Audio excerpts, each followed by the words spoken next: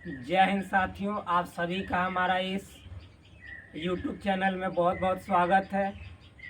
हम उम्मीद करते हैं कि आप सभी अपने जीवन को कुशल मंगल से जी रहे होंगे। आज के इस वीडियो के माध्यम से मैं आप सभी दोस्तों को इस संपूर्ण योग विद्या, ये जो पुस्तक है, जो कि महाविद्वान पुरुष राजीव जैन त्रिलोक जी के द्वारा लिखित है, इस पुस्तक का जो अगला चैप्टर है, क्योंकि इस पुस्तक में चैप्टर वाइज, टॉपिक वाइज जितने जो टॉपिक है योग से संबंधित, सर्वप्रथम मैं उन सभी बातों को आपके सामने रख रहा हूं, जिससे आप ये समझ सको कि ये जो भी बातें यहाँ पे बतलाया जा रहा है वह एक ऑथराइज्ड किसी न किसी पुस्तक में लिखित बातों को पेश किया जा रहा है। और ये राजीव जैन त्रिलोक जी द्वारा लिखित संपूर्ण योग विद्या वास्तव में अपनी इस संपूर्ण योग विद्या जो शीर्षक है उसकी सार्थकता को स्पष्ट करता है। सार्थकता कहने का मतलब है कि वास्तव में ये जो नाम दिया गया है संपूर्ण योग विद्या, इसका मतलब क्या होता है कि संपूर्ण यानी हर चीज़, जितनी जो योग में एक मानव को सही रूप से रास्ता दिखाने के लिए जो भी बातें आवश्यक होती है, जो आसन प्राणायाम ध्यान समाधि के जो तरीके होते हैं, जो मनुष्य को अज्ञानता से ज्ञानता प्रबुद्धता की ओर ले जाती है, वे सभी बातें इसमें अच्छे तौर तरीकों से एक तरह से विस्तार पूर्वक समझाया गया है, वर्णित किया गया है। तो पिछले वीडियो में मैंने आप सभी को बताया था कि वर्तमान परिप्रेक्ष्य में योग की क्या महत्ता है, क्या आवश्यकता है, उसको आप सभी देखे होंगे और उससे आप सभी को नई नई जानकारियाँ भी मिली होगी कि आज के पर्सपेक्टिव में यदि देखा जाए तो योग पहले की तुलना में अधिक ज़रूरी है कि पहले ज़्यादा ज़रूरी था। क्योंकि आज हमने उस वीडियो में बतलाया है कि आज हमारे तरफ चारों तरफ जो प्रदूषण है वह सबसे अधिक हो गया। मेट्रोपॉलिटन सिटी में तो कहना ही क्या, मुंबई दिल्ली जैसे शहरों में, कोलकाता जैसे शहरों में, चेन्नई जैसे शहरों में, हैदराबाद जैसे शहरों में तो यदि आप जाएंगे तो सरकार वहाँ पे तरह तरह की योजनाएं लाती हैं प्रदूषण को कम करने के लिए। और हम लोग आजकल गांव में भी रह रहे हैं तो गांव भी अब प्रदूषण से अछूता नहीं रहा, क्योंकि गांव में भी बहुत सारी ऐसी ऐसी एक्टिविटी हो रही हैं जो हर प्रकार से, चाहे तो वह मिट्टी में प्रदूषण के जरिए हो, नदियों में प्रदूषण के जरिए हो, अथवा फिर वायु में प्रदूषण के जरिए हो, ध्वनि में प्रदूषण के जरिए हो, पूरी तरह से पर्यावरण में प्रदूषण फैल रही है। और इस समय यदि आप अपने शरीर को स्वस्थ नहीं रख पाएंगे और केवल हॉस्पिटल का चक्कर लगाएंगे, तब जीवन को जीना दूभर हो जाएगा। एक तरह से जीवन जी नहीं रहे, बल्कि जीवन को हम लोग खींच रहे हैं, घसीट रहे हैं। तो इस समय अपने आप के शरीर के लिए, किसी दूसरे के शरीर के लिए नहीं, खुद के शरीर के लिए कम से कम आधा घंटा देना, ये समझिए तो अभी भगवान से दर्शन का साक्षात यही तरीका है। क्योंकि भगवान को हम लोग तो देख नहीं पाएंगे, ये आप सभी के सामने आप सभी भी जानते होंगे। लेकिन हाँ, यदि योग को अपने जीवन में अपना लेंगे और आप रोग मुक्त रहेंगे तो समझिए तो वह इस कलयुग में वही आपका साक्षात ईश्वर है। क्यों? क्योंकि एक स्वस्थ शरीर ही अपने अंदर स्वस्थ मस्तिष्क को रख सकता है। इस बात को आप सभी भली भांति जानते होंगे और ये तभी संभव है जब आप अपने शरीर को स्वस्थ बनाए रखने के लिए कम से कम आधा से 1 घंटा योग करने के लिए दीजिएगा। क्योंकि सही तरीके से जो योग करेगा उसके अंदर से जितनी जो नकारात्मक शक्तियां हैं उसका नाश होगा और सकारात्मक ऊर्जा का प्रवाह होगा। तो चलिए हम सभी आज बढ़ते हैं अपने इस अगले टॉपिक की ओर। अगले टॉपिक का नाम है मेरे दोस्त, योग क्या करता है। इस पुस्तक में जो अगला टॉपिक है उस टॉपिक का नाम है योग क्या करता है। तो आप सभी इस टॉपिक से, इस टॉपिक के नाम से ही, जो शीर्षक है, शीर्षक कहने का मतलब इस टॉपिक का नाम, इस नाम से ही अर्थ इसका समझ गए होंगे कि आज के वीडियो में हम सभी क्या जानने वाले हैं। योग क्या करता है। मान लीजिए कि हम लोग योग करेंगे, योग के सही पद्धति सही मार्ग पे चलेंगे, तो क्या उससे हमारे जीवन को, हमारे समाज को, हमारे परिवार को क्या कुछ बेनिफिट मिलेगा। हमारे शरीर के अंदर, हमारे समाज के अंदर जब शरीर के अंदर बदलाव होगा, मनो मस्तिष्क के अंदर बदलाव होगा, तो उससे चूंकि हम सभी अपने हम अकेले अपने समाज को प्रभावित करते हैं और समाज से हम भी प्रभावित होते हैं। जैसे हम सभी जानते हैं कि एक चिड़िया जिस जंगल में रहती है उस जंगल को भी प्रभावित करती है। एक जगह के फल को लेकर दूसरे जगह अगर जो जाकर बिखेर देती है तो वही फल दूसरे जगह भी पनप जाता है। और फिर साथ ही साथ चूंकि वो उसमें रहती है तो धूप से बचती है, घोंसला बनाती है, तो उस जंगल से भी प्रभावित होती है। यानी जंगल का भी इफेक्ट उस चिड़िया पे पड़ता है और चिड़िया का भी इफेक्ट उस जंगल को कम करने या बढ़ाने में पड़ता है। तो आप सभी जानते हैं जो उसमें जानवर इधर उधर टहलते रहते हैं, उन जानवर का भी बहुत ज़्यादा योगदान होता है और उस जंगल में, और उस जंगल का भी उस जानवर पर बहुत ज़्यादा एहसान होता है। दोनों के समन्वय से चलता है। तो उसी तरह से हम सभी ये जानेंगे कि समाज जो है हमसे भी प्रभावित होता है और हम समाज से भी प्रभावित होते हैं, क्योंकि हम जो बोलना सीखते हैं, जो अपने आसपास के लोगों से बात करने का जो शैली सीखते हैं, वो कहाँ से सीखते हैं? अपने समाज से सीखते हैं। अपने समाज से ही हम लोग बहुत सारी जानकारियाँ हासिल करते हैं और उनका जो परंपरा है उस परंपरा को जानते हैं और खुद भी कुछ नई नई परंपराएं लाते हैं जिससे समाज में बदलाव आता है। तो मेरे दोस्त, अब हम लोग स्टार्ट करने जा रहे हैं इस टॉपिक को इस पुस्तक के माध्यम से। देखिए इसमें लिखा हुआ है मेरे भाई, यह बता पाना मुश्किल है कि योग क्या क्या करता है। ये पुस्तक कह रहा है कि यह बता पाना मुश्किल है कि योग क्या क्या करता है, यह तो इसका प्रयोग करने पर ही मालूम हो सकता है। अब आप समझिए, आप सबसे पहले दुनिया में कोई भी काम को करने जाओ तो सबसे पहले तो उस काम को करने से पहले आपके अंदर, आपके ऊपर उसका क्या रिजल्ट पड़ेगा ये आप नहीं बता सकते। सबसे पहले आप उस काम में रम जाइएगा, उस काम में आप प्रवेश कर जाइएगा, एंट्री कर जाइएगा, और उसके बाद में पता चलेगा कि इस काम को करने से क्या क्या हानि या क्या क्या लाभ होते हैं।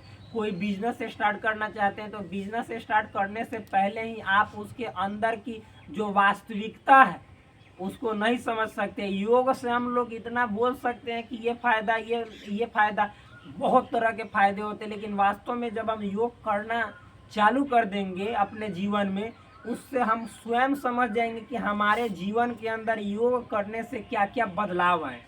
तो सबसे पहले कोई भी काम को प्रैक्टिकली करने पर हमें बहुत वास्तविक ज्ञान का अनुभव होता है और हम लोग को उसकी जानकारी होती है, सीखते हैं। और बहुत ऐसी चीज़ें हैं जो पहले से ही हम लोग दूसरे के अनुभव से सीख जाते हैं। तो एक बात अवश्य याद रखना है कि कोई ना कोई अपने जीवन में पहले उस अनुभव से ज्ञापित होता है, यानी जानकारी प्राप्त किया हुआ रहता है, वो अपने अनुभव शेयर करते हैं, तब हम लोगों को जानकारी मिलती है। अब मान लीजिए कि आग को छूने से हाथ जल जाता है, तो हम छुएंगे, हमारा हाथ जलेगा, तब हम मानेंगे कि जलता है। ऐसी बात नहीं है, पहले किसी ने छू लिया होगा, उसका हाथ जल गया होगा, जलने के बाद बहुत ज़्यादा असहनीय दर्द हो रहा होगा, तब उसने बताया अपने अनुभव से, तो हम उस अनुभव को अपने जीवन में उतारे और हमने भी सीखा कि जी हाँ ऐसा बात सत्य है, क्योंकि उनके जीवन में ऐसा अनुभव हुआ था। तो योग भी मान लो कि कोई अपने जीवन में इस योग को अपनाया और जो भी उन्होंने नई नई अनुभव उससे प्राप्त किया, जो भी उसने अपने शरीर में बदलाव देखा, उसको लोगों के सामने पेश किया, तो उसको हम सभी को मानना पड़ता है। ये बात भी सत्य है। तो इस पुस्तक में लिखा गया है कि यह बात बता पाना मुश्किल है कि योग क्या क्या करता है, लेकिन हाँ ये दूसरे के अनुभव से हम लोग जान सकते हैं, और जब खुद इस फील्ड में उतरेंगे तो खुद के अनुभव से हम नई नई जानकारियों को अच्छे तरीके से समझ सकते हैं। आगे लिखा हुआ है कि यह तो प्रयोग करने पर ही मालूम हो सकता है। जी हाँ, आप प्रतिदिन अपने जीवन में योग कीजिएगा, तभी आपके अंदर क्या बदलाव हो रहे हैं इसका आपको एहसास होगा, अनुभव होगा। तो ये ज़रूरी है कि आप योग अपने जीवन में करें और उससे होने वाले बदलावों को लोगों के सामने शेयर करें, जो भी आपको फ़ायदे हो रहे हैं। मान लो कि पहले आपके शरीर में एक तरह से बहुत सारी समस्याएं थी। धीरे धीरे योग अपने जीवन में अपनाए और धीरे धीरे उन समस्याओं का नाश होने लगा। तो आप लोगों से शेयर भी करो, क्योंकि योग आपके लिए सिर्फ नहीं है बल्कि संपूर्ण मानव कल्याण के लिए है। आगे देखा जाए तो लिखा हुआ है, फिर भी हमने कुछ शब्दों में इस बात को बताने की कोशिश की है। वही बात लेखक बोल रहे हैं, हम पहले ही बोल दिए हैं कि ये जरूरी नहीं है कि हम करेंगे तभी हम योग की महत्ता को समझ सकेंगे। दूसरों के अनुभव से ही हमने योग की महत्ता को समझा है, सीखा है, जाना है। ठीक, तो यही बोल रहे हैं कि अब कुछ जो मतलब इसके फायदे को तो बताना ऐसे आप मतलब कि जैसे नहीं बता सकते हो बिना उसको अपने जीवन में उतारे, लेकिन फिर भी कुछ शब्दों में योग क्या क्या करता है हमारे जीवन में इसको बताने का लेखक प्रयास कर रहे हैं। देखिए लिखा हुआ है, योग साधना के मार्ग में प्रवृत्त होने पर उदर प्रदेश के रोग जैसे अपच, अरुचि, अजीर्ण, कब्ज, गैस, खट्टी डकार आदि में लाभ मिलता है। बोला जा रहा है मेरे भाई कि योग साधना के मार्ग में प्रवृत्त होने पर जब से आप योग करना अपने जीवन में प्रारंभ कर देंगे, धीरे धीरे धीरे धीरे आपके शरीर के अंदर यदि आप सही तौर तरीके से योग को करेंगे तो देखिए फ्रेंड्स, उदर प्रदेश के रोग, उदर प्रदेश का मतलब होता है कि पेट से संबंधित जो हमारा पेट है, क्योंकि भाई जिसका सही रहेगा पेट उसका सही रहेगा क्या, पूरा एक तरह से देखा जाए तो जीवन सही रहेगा उसका, पूरा तरह से जो मन और मस्तिष्क है वो शार्प रहेगा, हमेशा कुछ नई नई सकारात्मक सोच में प्रवृत्त रहेगा, लगा रहेगा। लेकिन जिसका उदर प्रदेश यानी पेट खराब है उसका समझिए तो जीवन खराब है, क्योंकि पेट सही रहने पे ही जीवन सही रहता है। पेट सबसे अधिक बीमारियों का जड़ होता है, यानी सबसे अधिक क्या, सभी बीमारियों का जड़ पेट ही है।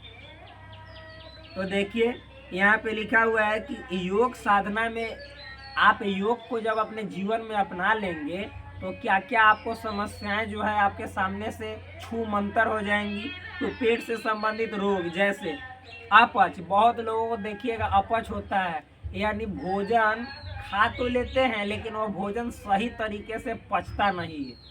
फिर उसके बाद अरुचि, अरुचि कहने का मतलब है कि भोजन कर लेंगे और जब शरीर में भोजन नहीं पचेगा तो अरुचि मतलब उनको किसी भी काम में रुचि मतलब मन लगेगा ही नहीं, यानी हमेशा उनको चिड़चिड़ापन महसूस होगा, हमेशा चिड़चिड़ापन फील होगा। उन आप देख के ही बता दोगे कि ये मनुष्य अपने जीवन में अभी सुखी नहीं दिखाई दे रहा है, शांति नहीं दिखाई दे रहा है। फिर उसके बाद अजीर्णता, अजीर्णता आप लोग जानते ही होंगे। देखिए ये क्या क्या इसमें बोला रहा है। अजीर्णता का मतलब होता है कि एक होता है जीर्ण, जीर्ण मतलब जीर्ण शीर्ण आप लोग जानते हैं, जैसे हम लोग क्या कहते हैं अजर अमर, अजर अजर मतलब जल्दी हम लोग बूढ़े नहीं होंगे, यानी फिक्स हो जाएंगे, यानी हमारा जो एक तरह से आयु है वो आप आयु तो ऐसे तो बढ़ती रहेगी लेकिन शारीरिक रूप से दिखाई नहीं देगा, हम लोग अजीर्ण हो जाएंगे, लगेगा ही नहीं कि हम लोग का एज बढ़ भी रहा है। यानी अच्छे समय में अच्छे जीवन को जीने का सबसे अच्छा तरीका योग है। आगे देखिए ये किस किस काम में फायदा देगा आपको। कब्ज में, पेट के अंदर देखिएगा खाना खाने के बाद कब्ज बना लेता है। फिर उसके बाद कब्ज आप लोग समझ रहे हैं। गैस, गैस भी मतलब कि शरीर के अंदर आजकल तो सबसे ज़्यादा जो है हमारे भारत देश में गैस के मरीज आपको देखने को मिल जाएंगे। खाना खाते हैं सही से काम नहीं करते हैं, भोजन पचता नहीं है, वह भोजन सड़ने लगता है, सड़ने के बाद गैस बनाता है और लोगों के समझिए तो जीवन में बहुत अधिक तनाव उत्पन्न करता है, क्योंकि गैस से ये चीज़ें भी हम आप सभी को बताएंगे आयुर्वेद का क्लास जब स्टार्ट करेंगे तब। जब गैस मतलब कि बनाएगा तो जो भी ज्वाइंट होगा, जो जोड़ होगा, हड्डी का जोड़, वहाँ पे आपको सबसे अधिक दर्द का एहसास होगा, सबसे अधिक, क्योंकि गैस वहाँ पे जाकर फंस जाता है और जब गैस फंसेगा तो आप ऐसे मोड़िएगा तो आपको दर्द होगा, इस तरह से कीजिएगा तो दर्द होगा और धीरे धीरे आप समझते हैं अपने जीवन में आप आर्थराइटिस को पाल लेंगे, यानी अस्थमा को जन्म दे देगा वो। तो भाई एक बीमारी से तरह तरह की बीमारियां पनपने लगती है। तो आगे देखिए खट्टी डकार आदि में लाभ मिलता है। जो लोग देखिएगा मतलब सही से जब उसके शरीर में भोजन का पाचन नहीं होता है तो खट्टा डकार भी आता है, तो ये सब जो लोग योग करेंगे, अपने जीवन में योग को सही तरीके से अपनाएंगे, तो उनके जीवन से ये सभी रोग जो है सो धीरे धीरे धीरे धीरे एक तरह से छूमंतर होने लगेंगे, यानी नष्ट होने लगेंगे। आगे देखिए अगला क्या है, योग में बताए आहार से योग में आपको अपने जीवन को सुचारू रूप से जीने के लिए ये नहीं कि केवल ऐसे बताया गया है कि योग करने का तौर तरीका क्या है, विधि क्या है। योग भाई आपको एक समग्र जीवन जीने का, संपूर्ण रूप से बेहतर जीवन जीने का एक क्या है तो तौर तरीका, पद्धति है, जिसमें आहार यानी भोजन के बारे में भी बताया गया है कि भोजन वास्तव में क्या होना चाहिए।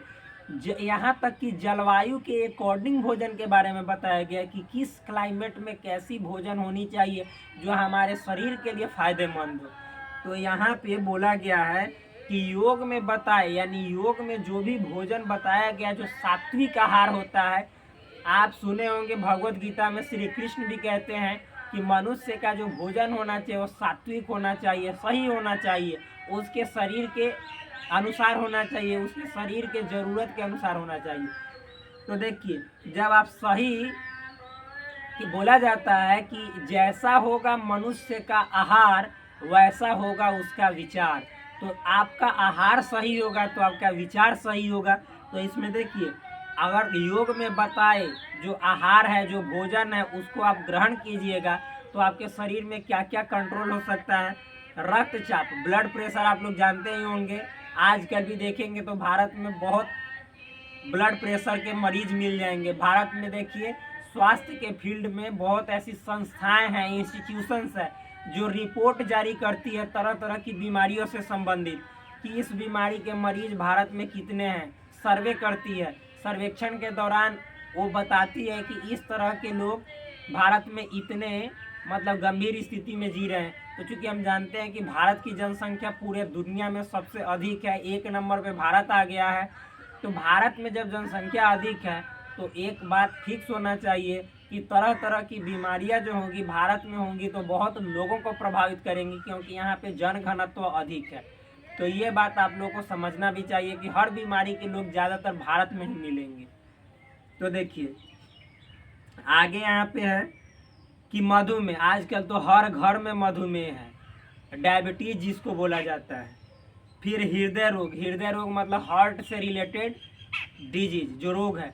आप देखते होंगे कि आप अक्सर सुना करते होंगे जब ठंड का दिन आता है, ठंड का मौसम आता है, तो सुनते होंगे कि कल ये आदमी अच्छे से बात कर रहा था और आज उसका हार्ट अटैक हो गया।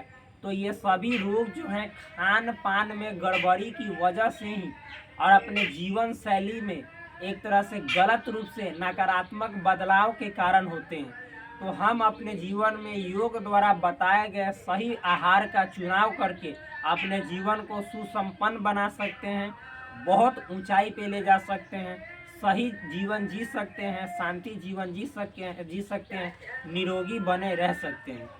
आगे इसमें बोला गया है मेरे दोस्त, शांति एवं संतोष की भावना स्वाभाविक रूप से जीवन में समाहित हो जाती है जब आप योग, वही तो हम बोले कि योग जैसे ही करना शुरू करिएगा तो आप अपने जीवन में देखेंगे कि धीरे धीरे आपके जीवन में सकारात्मक बदलाव यानी पॉजिटिव चेंजेज आ रहे हैं।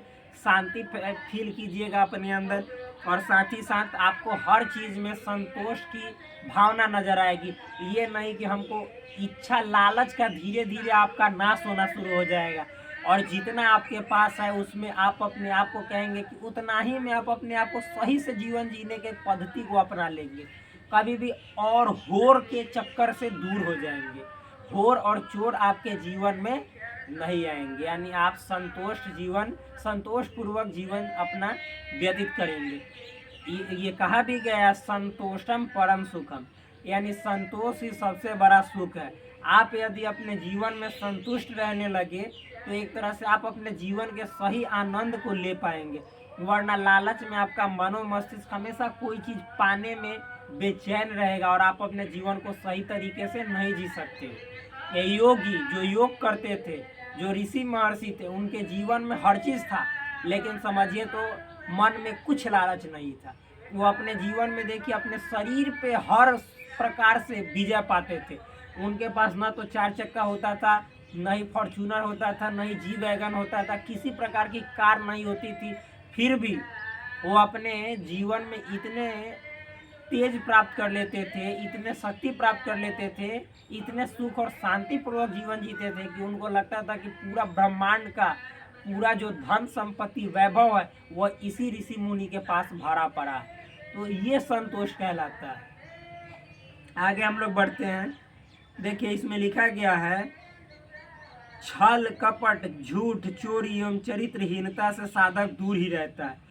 जब आप अपने जीवन में सही तौर तरीके से योग को अपनाएंगे तो जो छल कपट है, जैसे आजकल मनुष्यों में सबसे अधिक छल कपट की भावना पनप रही है। और पनप क्या रही है, आप देख रहे होंगे, आप अपने आसपास आजू बाजू में समाज के हर वर्ग में ऐसी छल कपट वाले लोग आपको मिल जाएंगे। फिर उसके बाद झूठ। झूठ तो आजकल फ़ोन से बात कर रहे हैं कहाँ, बोल रहे हैं क्या, या बोल रहे हैं कहाँ, मतलब हर बात झूठ, हर तरीके से झूठ। फिर उसके बाद चरित्रहीनता से साधक दूर ही रहता। आजकल देखिए चरित्र कितना हीन हो गया है। आपके साथ जैसा व्यवहार करेगा, बर्ताव करेगा, आपके साथ तो दिखावे के लिए अच्छा बर्ताव करेगा, लेकिन आपके पीठ पीछे वास्तव में वो वैसा आपके बारे में सोचेगा नहीं। तो ये तो चरित्रहीनता है, यानी अपने आप के चरित्र पे दाग लगाना। तो जब आप योग में प्रवृत्त हो जाएंगे, लग जाएंगे, तो इस चरित्रहीनता, चोरी और छल कपट जैसी जो एक तरह से बोला जाए तो दुराचारी भावनाएं हैं, इनसे आप दूर हो जाएंगे, इनसे आप दूर ही रहेंगे। ये आपके जीवन में कभी आ भी नहीं सकेगी वास्तव में, जब सही तौर तरीके से योग का पालन करेंगे। आगे है दोस्त, जिस कारण व्यक्तिगत एवं सामाजिक दोनों स्तरों पर नैतिकता का विकास होता है। जिस कारण मतलब बोला जा रहा है कि जब आपके अंदर से ये जो भी बातें हमने बताई है, चोरी छल कपट, फिर आप स्वस्थ हो जाएंगे क्योंकि आपके शरीर से रोग का नाश हो जाएगा। तो ये सभी जब बातें आपके शरीर के अंदर वास्तव में दिखाई देने लगेंगे तो क्या होगा, व्यक्तिगत एवं सामाजिक दोनों स्तर पर नैतिकता का विकास होगा। तो आपके खुद के स्तर पे ये ठीक कॉपीराइट क्लेम लगेगा, कॉपीराइट क्लेम। तो आपके खुद के स्तर पे मेरे दोस्त क्या होगा, तो खुद के स्तर पे मतलब खुद जीवन स्तर पे आपके जीवन में नैतिकता का संचार होगा। नैतिकता कहने का मतलब है कि क्या गलत है क्या सही है, आप अपने जीवन में इस सही गलत का पहचान कर अपने जीवन को उत्तम बना सकते हैं। यही बात इसमें कहा गया है। और आपके जीवन में भी होगा, और साथ ही साथ जब आपके जीवन में होगा तो आपसे समाज को भी प्रभाव पड़ेगा, यानी समाज भी आपसे प्रभावित होगा।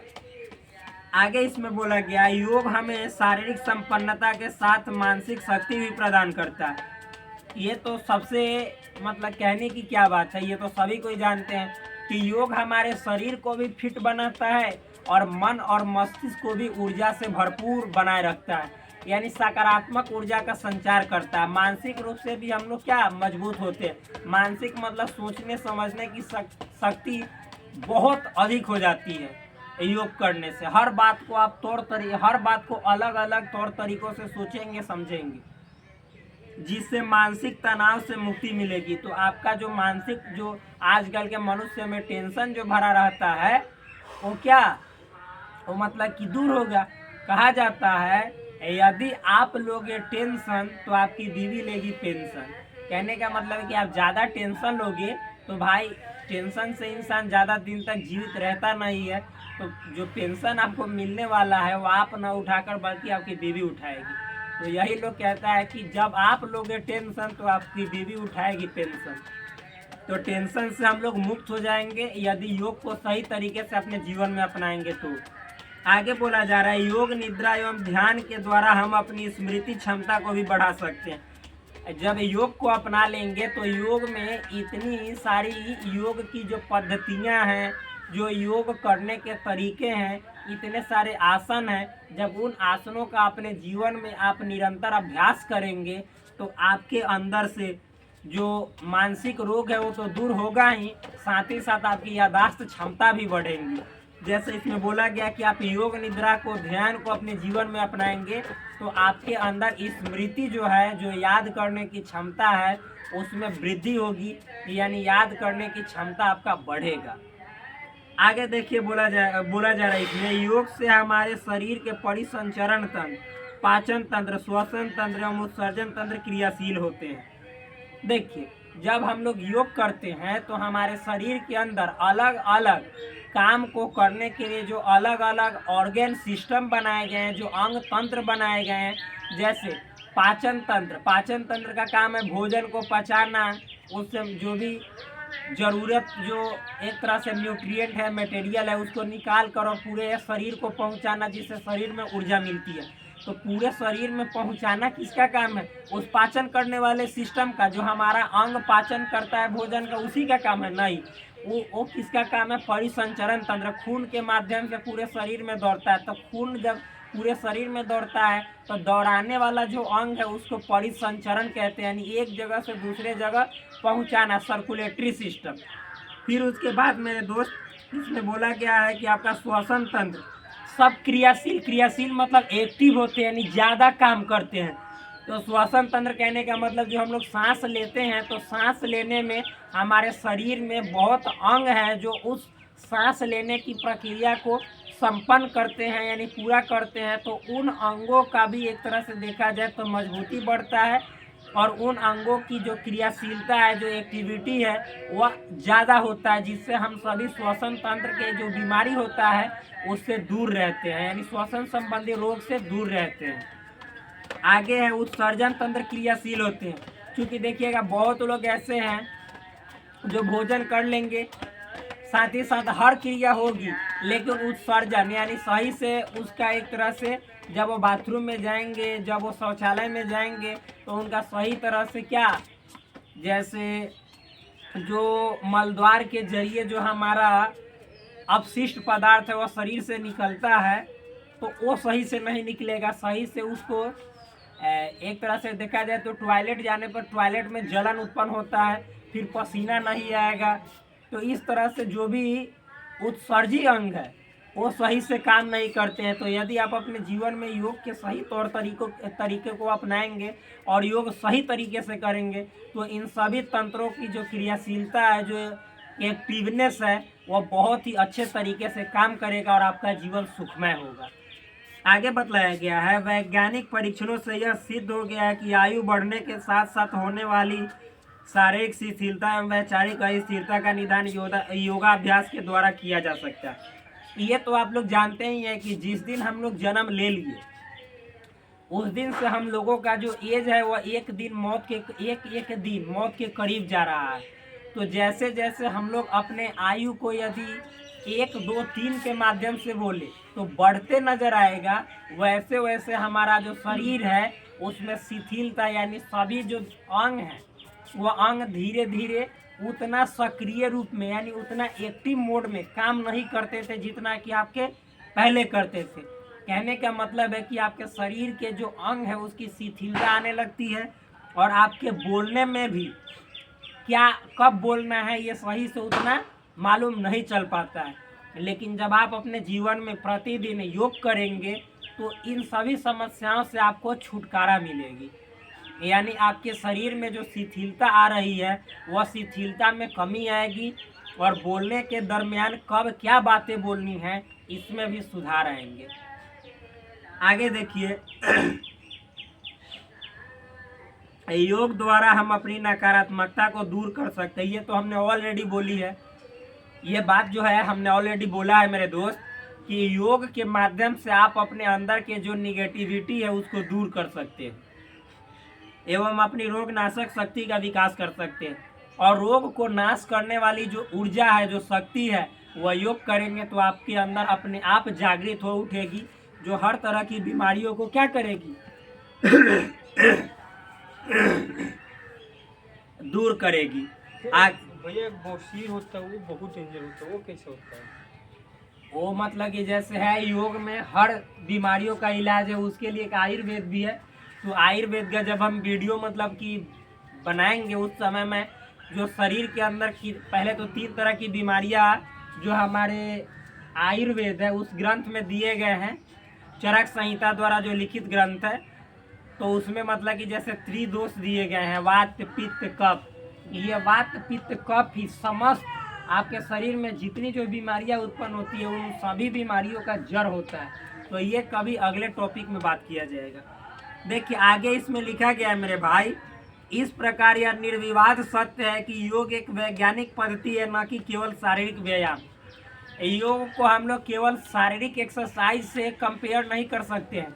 योग आपके जीवन का एक तरह से संपूर्ण सही तौर तरीके से जीवन को जीने का पद्धति है, तौर तरीका है, जो वैज्ञानिक तरीकों के माध्यम से ये साबित हो चुका है कि वास्तव में हमारे शरीर के अंदर जो जब हम योग को अपनाते हैं तो वास्तव में उसकी जो एक तरह से सार्थकता है वो वास्तव में हम सभी को स्पष्ट रूप से दिखाई देने लगता है कि वास्तव में योग हमारे जीवन में हर एक तरह से छोटी चीज़ों में हमेशा लाभ पहुंचाता है, कभी भी नुकसान नहीं पहुंचाता है। लेकिन योग के सही तरीकों को अपनाएंगे तब। योग कभी भी अपने मार्ग मतलब शिक्षक के मार्गदर्शन में करना चाहिए। ये सभी बातें आगे आपको देखने को मिलेंगे। तो हम सभी अपने जीवन में जो भी योग से सीखा है उस योग को आप सभी के सामने पेश करूंगा सरल शब्दों में, ताकि आप सभी को उसका मतलब समझ में आ सके। आगे लिखा गया मेरे दोस्त कि इसके आसन व षटकर्म जहाँ शरीर को निरोग एवं सुडौल बनाते हैं और रोग प्रतिरोधक क्षमता बढ़ाते हैं, वहीं प्राणायाम ध्यान आदि मानसिक एकाग्रता शारीरिक ओज तेज को भी बढ़ाते हैं। जैसे योग में जो आसन बताए गए हैं, जो षटकर्म बताए गए हैं, जो फिर उसके बाद इसमें आपको जो आसन है, जो षटकर्म है, वह शरीर के रोग का नाश करने में हेल्प करता है, मदद करता है। और जब आप अपने जीवन में योग का जो एक अलग पार्ट है ध्यान प्राणायाम उसको अपनाते हैं तो उससे आपका जो मानसिक क्षमता है उसमें क्या होती है, वृद्धि होती है और आपका शारीरिक ओज तेज भी बढ़ता है। आपके चेहरे से एक ऐसी चमक आएगी जो लगेगा कि वास्तव में आप योग के सही योगी बन गए हो। तो इस तरह से योग आपके जीवन में बहुत अधिक फायदा पहुंचाता है और आप हमेशा निरोगी रहते हैं। आगे बताया गया है कि भारतीय दर्शन में जितने जो दर्शन हैं उन सभी दर्शन ने योग की महिमा को स्वीकारा है कि वास्तव में योग हमारे जीवन में अतुलनीय परिवर्तन लाता है, जिसकी तुलना हम कर ही नहीं कर सकते। आगे लिखा गया है कि यदि आप अपने जीवन में सम्यक ज्ञान पाना चाहते हैं, यानी वास्तव में सही ज्ञान पाना चाहते हैं, तो योग अपनाना ही पड़ेगा। क्योंकि बिना योग के आप हर चीज़ को किस तरह से देखा जाता है, देखने का नज़रिया जब योग करेंगे तभी आपके शरीर के अंदर, आपके मनो मस्तिष्क के अंदर किसी भी वस्तु को देखने का जो पर्सपेक्टिव है वह बदल पाएगा। आप उसको तरह तरह के नज़रिए से समझ सकते हैं, देख सकते हैं। आगे बोला गया इसमें कि योग करेंगे तो शरीर और मन क्या होगा, उसकी शुद्धि होगी। फिर योग विज्ञान जीवन यापन का सच्चा पथ प्रदर्शक है। जो योग क्या एक विज्ञान है, योग ये नहीं है कि धर्म नहीं, हिंदू धर्म से नहीं जोड़ सकते हैं। योग बोला जा रहा है कि एक विज्ञान है जो आपके जीवन को सही रूप से जीने के लिए क्या करती है, प्रेरित करती है, मदद करती है। ज्ञान का जीवन में या जीवन से सीधा संबंध होने के कारण प्रत्येक क्षेत्र में प्रयोगात्मक क्रियात्मक विज्ञान की आवश्यकता रही है।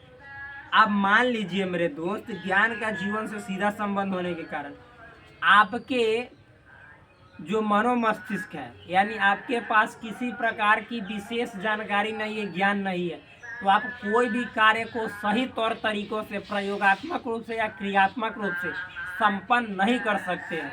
यानी जब आपके अंदर ज्ञान का विकास होगा तभी आप हर चीज़ों को अच्छे तौर तरीके से क्रियात्मक रूप से यानी काम के रूप में अथवा प्रयोगात्मक रूप से यानी करके देखने के रूप में कर सकते हैं, जब आपके अंदर सही नॉलेज का विकास होगा। आगे इसमें बोला गया है योग पूर्णतः प्रायोगिक मनोविज्ञान है। योग जो है एक तरह से वैज्ञानिक द्वारा पूरी तरह से योग के जितने जो आसन है, प्राणायाम है, जो आप षटकर्म सुनते हैं, उन सभी पे रिसर्च किया गया तो ऐसा पाया गया कि योग एक तरह से मतलब कि पूरा तरह से क्या मन का विज्ञान है। आपका जो मन है, मन पे आप विजय पा जाते हैं। आप मन के अनुसार नहीं चलते बल्कि मन आपके अनुसार चलने लगता है। तो योग में ऐसी क्षमता होती है, ऐसा पावर होता है। तो इस तरह से इस टॉपिक को हम सभी ने अच्छे तौर तरीके से जाना कि वास्तव में योग क्या करता है हमारे जीवन में। तो इतनी सारी जो बातें हमने आपको बताई वो योग हमारे जीवन में क्या करता है इस संदर्भ में था। तो वीडियो को बस मैं यहीं पे करता हूँ समाप्त और फिर मिलते हैं हम आपसे अगले वीडियो में। तब तक के लिए धन्यवाद। प्लीज़ आपको ये वीडियो में अच्छी अच्छी जानकारी मिली हो तो आप प्लीज़ इस वीडियो को मतलब कि क्या करें, अपने दोस्तों के बीच शेयर करें, लाइक करें और इस चैनल को सब्सक्राइब करें। जय हिंद साथियों, फिर मिलते हैं आपसे अगले क्लास में, अगले वीडियो में।